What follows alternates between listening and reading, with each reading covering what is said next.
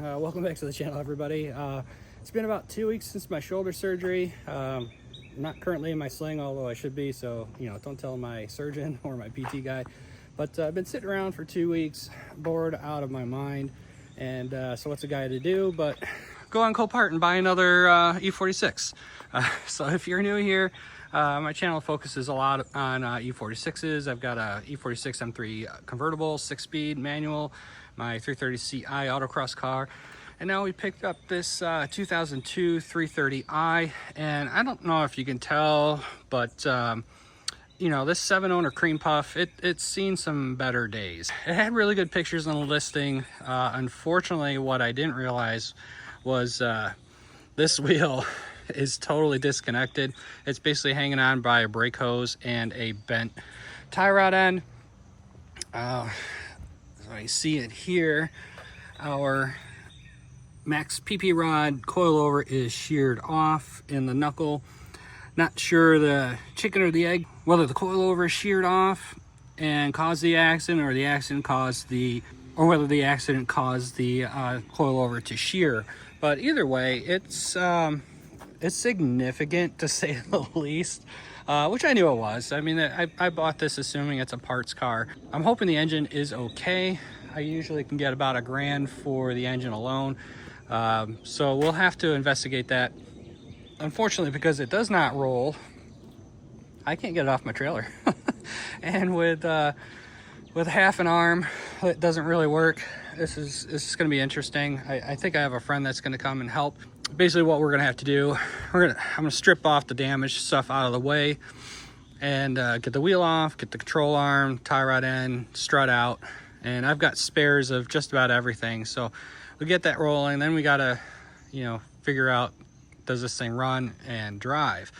You see some of the extent of the damage here. It's pretty significant. Like I said, this front frame rail is crushed and pushed in pretty hard. Obviously the reinforcement bar is bashed in good. The front apron looks like Gonzo's dick, and that strut tower is spanked pretty bad too. Down here we see damage into the wheel well, and it actually protruded into the cabin, which is kind of crazy. Whatever he hit can't open the side of the door. The door no longer shuts, and you can see the overlap is pretty bad. This thing hit hard. You can see in here it actually blew the trim panel out. That's supposed to be a footrest, pointed 90 degrees the other way, and that pushed it all the way out. Of course, both bags went, broke the windshield. The rest of the car, though, it's not too bad. It spent most of its life in southern Tennessee, and they must use a little road salt because there is a little corrosion here and there on the car, which kind of surprised me. So you can see this was at some point a student's car. We do have the old muffler delete, so this thing is super fast. I have not been able to get into the trunk. There is no power. I only have a valet key, which does not work on the trunk cylinder. I have tried putting power to the jump point. Unfortunately, that comes back. There's a explosive charge on the battery cable at the battery end, and when the airbags go, it pops that, so it cuts your fuel pump off the computer, so it doesn't keep running. Unfortunately, that also means I don't have any power back feeding into accessories, so I can't use the power locks, nothing like that. So we're gonna have to figure out a way to get in the trunk. I want to be able to get a good battery in there, and that'll help us get this thing started and moving off the trailer. Inside, it's a dove gray. They are sport seats, but they're pretty beat up. This does not have the ski pass-through, so getting into the trunk this way, I guess you can kick that metal panel out and then reach back. We could also try getting the speaker shelf out. The other way is to basically get this light out, reach in, and pull the latch from the lock cylinder. That's probably the way I'm gonna go. Another way is to apply power at the GM5 module. Well, looks like we got a little whiskey lick there too. All in all, this is definitely a little worse than what I had hoped for. Like I said, I was hoping I could get this thing to drive off the trailer and into the garage, and I could just kind of sit as I continue to heal with the shoulder surgery. But now I can't leave this on the trailer indefinitely. Neighbors and the HOA would not be very happy. So hopefully my friend can come by today, help me get this thing off. I also don't even know how many miles are on this thing. The last Carfax report was 5 years ago at 160 something thousand miles, so this thing probably has well over 200,000 at this point, I would think. But there's no power, so I can't get the gauge cluster to light up. The key also is not turning in the ignition, so that's fun. I do have some ways around that, but I think first, why don't we try to get into this trunk? I think the easiest, at least for me being 1.5 armed, is let's go ahead, sacrifice this tail light, see if we can reach in and get that to pop. Let's see what kind of damage we can do. I'd like to not damage the trunk. That is sellable. Silver parts tend to go pretty well. This tail light looks pretty good, even though this quarter is a little smashed. So let's see what we can do without trying to damage other things.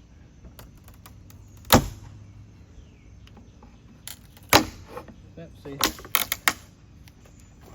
comes out nice and easy. Now we gotta just kind of bust out the rest of this. I guess let's get violent with it.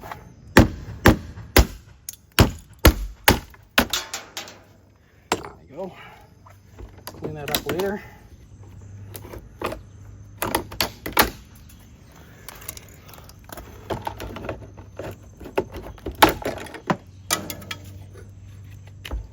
This inner panel out.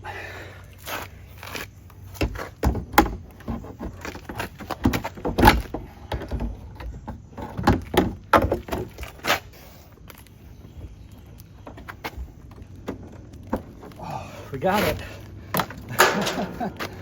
All right, let's see what goodies do we got in here. We got some sort of hose connector, spare tire thing, Kaylee's sunglasses. He's a flower dude. All right, you know, whatever. Battery tray cover. Got an old license plate from 21. The accident for this was just June, a couple months ago, so that probably wasn't the plate on it. Got a leopard skin hat, hair clip. Oh, that is so cool. Star Wars. Yeah, we might have to save on this. Got a shame rag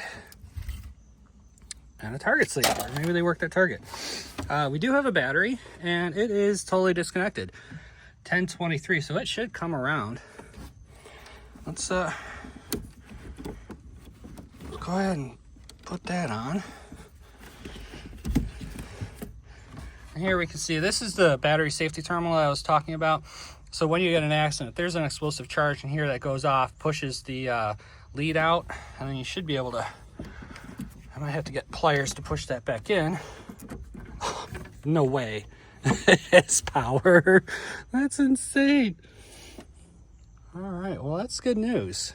Let me get something to kind of push that in. No spare tire. Oh, we have goodies. We have real goodies. That's not even being sarcastic. Let's pull this thing out. This is a CCV. What do we got in our tackle box here? Oh, with actual tackle. Oh, someone liked the fish. Nail clippers, gross. But probably for clipping the lures. Another pair of flower dude. Oh, this must have been Cameron and Kaylee's car. Snowflake in. We got a nice 3/8 extension. We're gonna keep on that. Some bug spray. I don't know what that is. Another lure or something, another candy. All right, well, we got some prizes. I'm just gonna go and throw all that stuff back down here. I can't believe this thing has power. But if it's been sitting for a couple months unhooked, doesn't surprise me too much. But I do need to get that, so once we get the ignition to turn, we can hopefully crank on her. You can see I busted off the cap for that battery safety terminal and compress this back in. This is where the little charge is when it goes off. There's your signal wire. We should have power to under hood area now, and that means when it's time we can start cranking it. So I'm gonna disconnect for now. I'd love to see if this thing cranks and starts, but problem is we got our core support that's all broken and the fan's busted up. So I would need to, at minimum, cut the belt or take the belt off. All this stuff's in the way anyway. Maybe we'll work on just getting some of this stuff out of the way. Comes off pretty easy. There's 2 bolts under the crash bar that'll get that off. And we got 6 bolts, takes the radiator support out, and a couple 10s up here, and that pretty much just comes right out. That'll just give us a little bit more room to kind of get in here and check things out. Did look in the drug bin before, and just a leopard print cloth for whatever. Nothing crazy. Went through the inside yesterday. Again, nothing really hanging out that's interesting. I'm gonna try to see if I can get this crash bar out of my way and get that rad support out.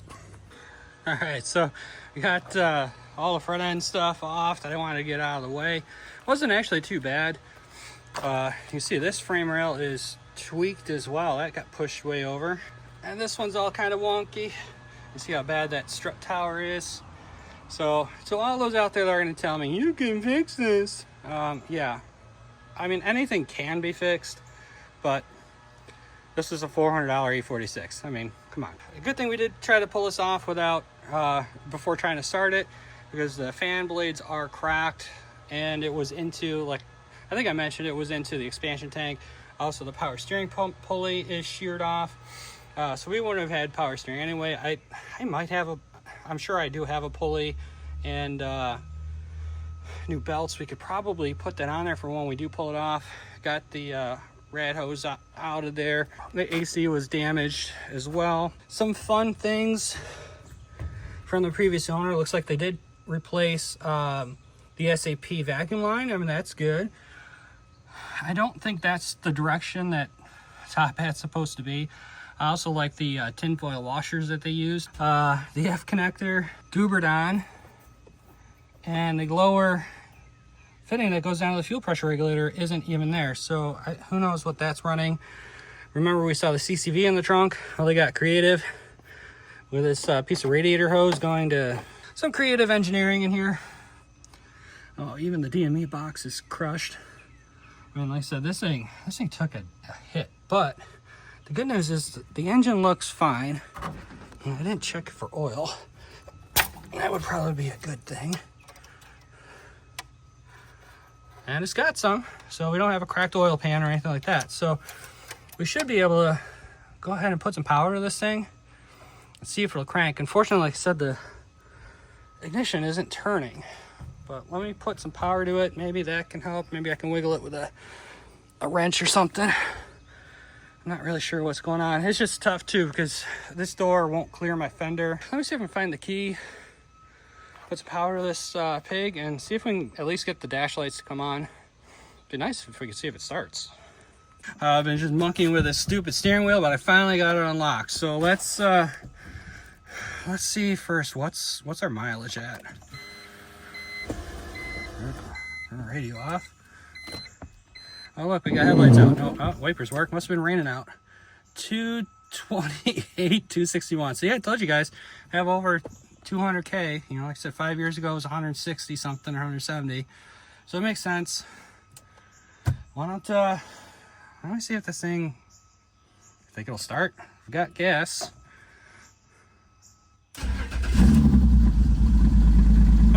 No way.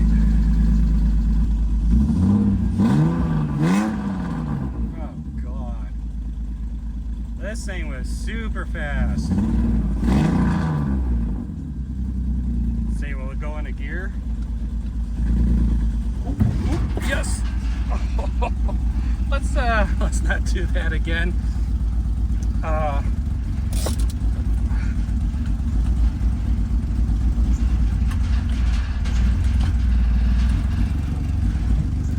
Alright, but hey, she runs. Not well, but that's good. That means we can get it off the trailer.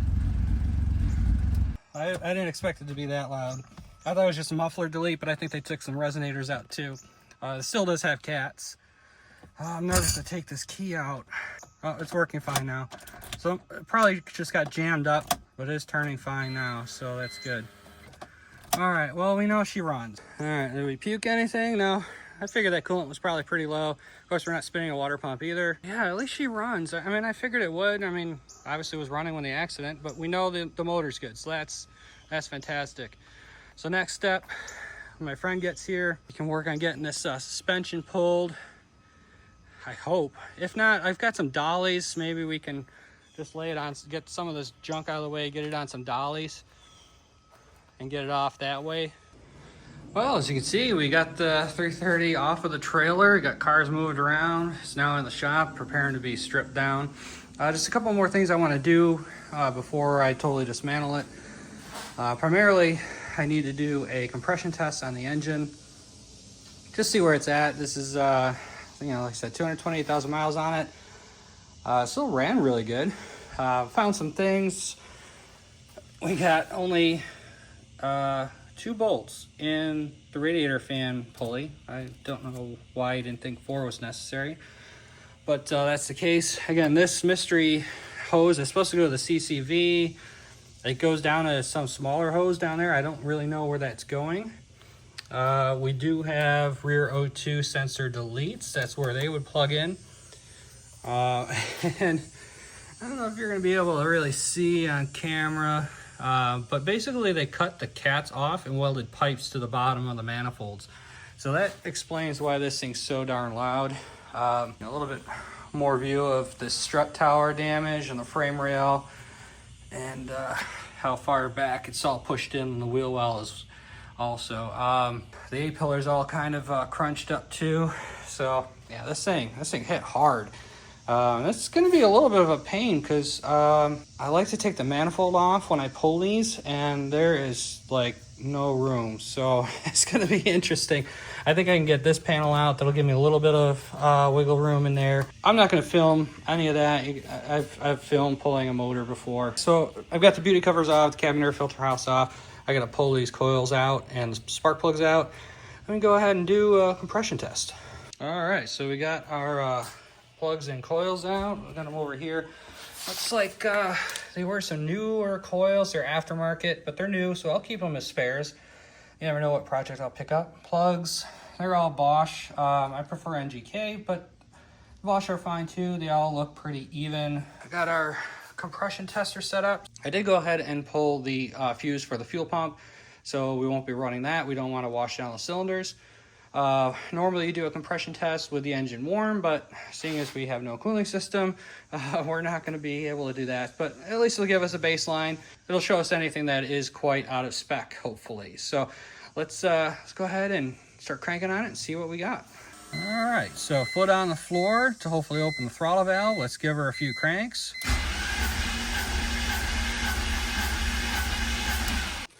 All right, so wow, 175 on the dot. To cylinder 2. So about 187 on cylinder 2. Cylinder 3. And 175 again. Cylinder 4. Ooh, that one might be a little bit tired. 150. Let me, we'll try that one more time. And a little better, 165 on that one. Cylinder 5. About 180 on cylinder 5. All right, now for cylinder 6. Cylinder 6, about 187 again. So fairly consistent. Nothing I'm too terribly worried about. Cylinder 3 was a little low, but remember this was a cold engine. You generally want to do this warm. And when these things sit for a while, they can lose a little bit of compression. And once you get some heat into them, they come back up. So I'm not really worried about it. I think it's a pretty good engine. Good numbers all around. I think that's going to be the end of the road for this old girl, unfortunately. So I'm going to continue working on trying to strip some of this and hopefully get the carcass out of here in the next few days. So I'll need some help from some friends, but we'll get it done. Hope you like this. Just a quick look at what you get at Copart for real cheap, and unfortunately it's not a savable car, but there are lots of good parts on it. Generally I get about $1,000 for the M54 B30s, but with this being higher mileage, probably going to be $700 to $800. but that's all right. The transmission, if it sells to 250, the diff, I should be able to get about 150, 175. The axles in the back, 150 for the pair, the trailing arms, 150 for the pair, the brakes, you know, maybe $100 for the calipers. The rear wheels, I got someone that wants for $100. The doors, I figure 50 a piece. That fender, that's still good, $50. And the trunk lid, $50, maybe 50 for the rear bumper as well. So there's definitely some parts here. Still think this was a good buy. If you guys are looking at getting into parting out some cars, you know, hopefully this gives you a little insight to that realm. But I thank you guys all for watching.